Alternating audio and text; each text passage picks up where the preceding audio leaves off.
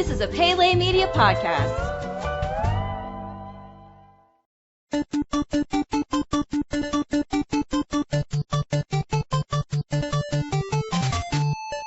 Welcome back to Goonies Minute, everybody. Goonies Minute is the fan podcast where we carefully explore the movie Goonies minute by minute. I'm Brady. And this is Chris. And we are going over minute number 62.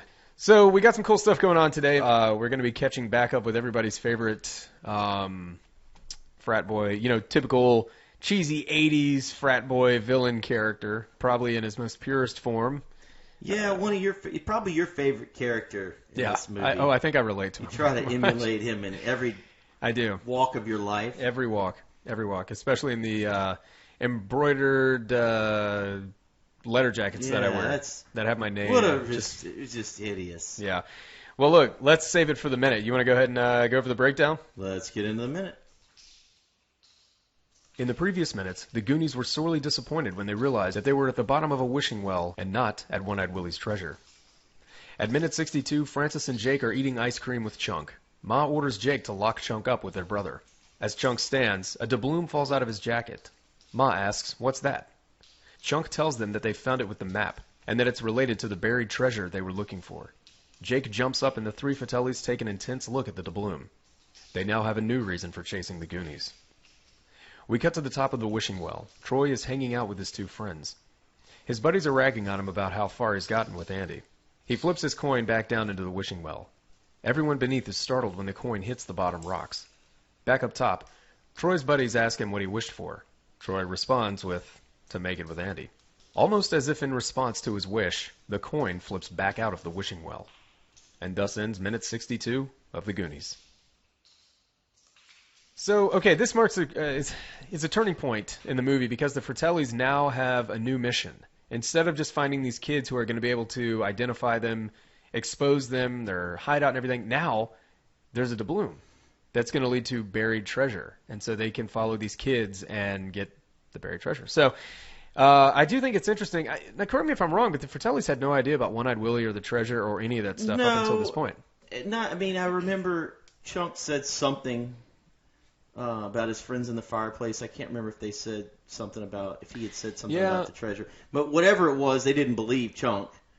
And, if they would have believed in a treasure, they'd have already been looking. Yeah. And they're so money hungry. Exactly. And it's really interesting how the scene opens up with Ma says, "Put him in with your brother." Yeah. And I have a note, and I was wondering what you thought about this.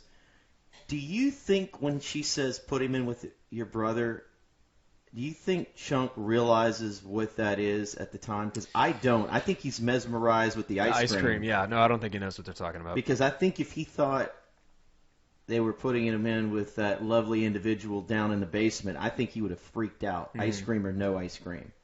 Yeah. So that was one of the notes I had. But right after that, that's when he drops that doubloon.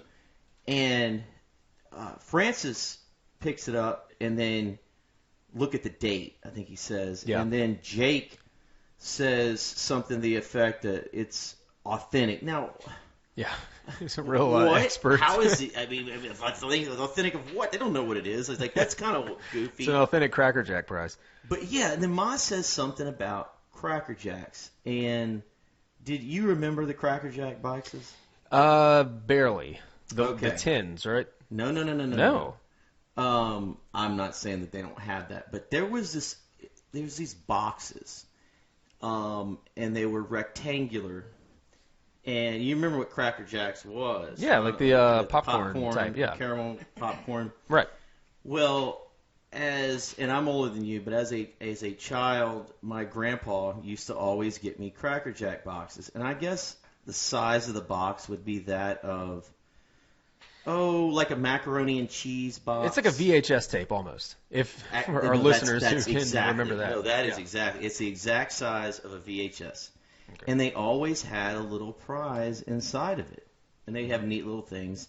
And I was never even that crazy about the popcorn. It was okay, but I always wanted to see what the prize was. And they had neat little things. It was perfect for kids. And I think it's funny. Ma said that because, of course, I have no recollection of her saying that when I watched this movie for the first time or even subsequent times. So I thought that was pretty cool. Yeah, no, it is. But Chunk being honest again, he says, "You see, you guys never believe me." you never believed me," and it's just a funny theme because he started out this movie being a liar, a teller of tall tales, and now consistently he has been honest, and he's had the hardest time getting people to believe him. Yeah. But boy, those Fratellis, once they realize that he's telling the truth, they get real focused. Yeah. When they know they can make a little bit of money. Yeah, exactly. So we've got that going on, and then we cut up to the top of the wishing well, and we see Troy and his two droogs. I can't remember if they even had names, but I mean, you look back at like 80s comedies, and a lot of the time there was an elitist institution that represented the antagonist, and a lot of the time it was frat boys and just Greek society in general, and you never see them more just in effect than right here. And the way that they're talking and just kind of lounging around, and he's even got like his I can't remember what type of car. We found out what type of car Troy drives earlier. It was a Mustang convertible 5.0 GT. Wow. 1983. You remember all that? Yes. Wow. Well, okay, so kind of a cheesy looking car by today's standards. But the three of them are just sitting out there like, "Hey man, you made it with Andy yet?" Not yet, and I stress I'm yet. too mature. Oh, quit being so immature. It's like Troy is the essence of immaturity. Yeah, I asked myself. And he's also an attempted murder suspect. And sex offender. Yes. This guy sucks. Got a lot going for him. A whole lot. So he, what are you trying to say? Okay, yeah. So it's so over the top though that I had to ask myself, is this a joke? I mean, is the joke a joke? Do you know what I'm saying? Oh yeah, it's like is this? Do they want it over the top? Yeah, so yeah. So people are like, God, this guy is just ridiculous. Yeah. Or is it a situation where they just really want to play him like a lot of these characters have been? I don't know. And maybe they're like, okay, we need to go a little bit overboard because it's just a kids movie, and we need them to understand that they're the bad guys. Right. And kind of talking down to kids almost by making it that obvious. It could be. But think about it. Okay, if I'm a 10, 11, 12-year-old watching this movie, though, that totally plays into my psyche, though. Mm-hmm. And it totally is the appropriate behavior that I want to portray to my audience, if that's my audience. Now, if I'm probably 17, 18 or older, then I might be thinking it's over the top. Right. So that's kind of the way I see it. So makes sense. I don't know. I mean, there's a bunch of different ways you can look at it. Yeah. But I like how he's like also flipping that coin back and forth, like he's like Joe Cool. Yeah. And it's anything but cool. Joe Cool hanging out at the old Moss Garden, this time of night. I'm assuming this is a weekend. I don't know. Tell me this: when you were 17 or 18, and you were talking about whether or not I was you going to make made it with a girl, you think you ever said that to anybody? I probably did. Actually, No, that was you probably me. Would. I wouldn't say that. So, to go back down to the Fratellis, we end the minute with them yanking the tub of ice cream away from Chunk and then the spoon. And whenever Ma goes down to grab the doubloon, she makes this noise like, ah! She always has She's that. always- She always is making that grunting noise. Yeah. And she actually does it later in this movie when they do a close up of her in the caves trying to walk really fast. She's like, Yeah. Yeah, I mean, here's the question. what's up? Do you think that is a natural noise that woman makes? Because it looks like she would make that noise. Or It does, do yeah. you think that Spielberg or Donner said, hey, why don't when you're walking really fast, Grunt. why don't you grunt? Or Just was gross that it up. ad-lib? That's the question.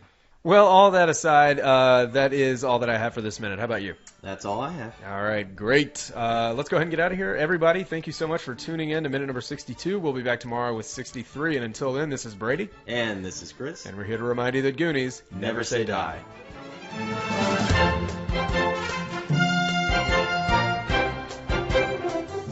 Goonies Minute is a fan-supported podcast.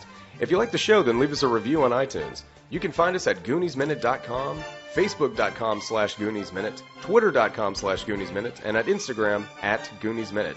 You can contact us at GooniesMinute@gmail.com.